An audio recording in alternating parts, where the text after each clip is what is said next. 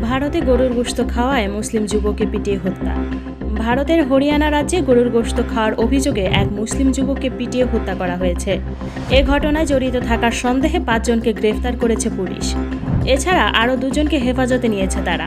ভারতীয় সংবাদ মাধ্যম এনডিটিভির খবরে বলা হয়, গ্রেফতার 5 জন হলেন অভিষেক, মোহিত, রবীন্দর, কলমজিৎ ও সাহিল। হরিয়ানার চরখি দতরি থেকে তাদের গ্রেফতার ও আরও 2 জনকে হেফাজতে নেয় পুলিশ।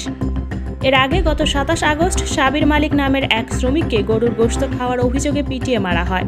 সাবির বিহার থেকে হরিয়ানায় থেকে পরিত্যক্ত জিনিসপত্র সংগ্রহের কাজ করতেন।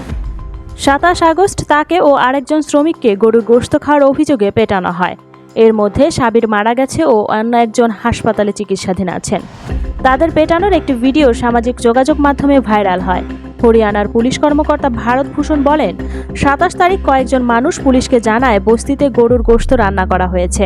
পরে পুলিশ গিয়ে নমুনা সংগ্রহ করে পরীক্ষাগারে পাঠায়।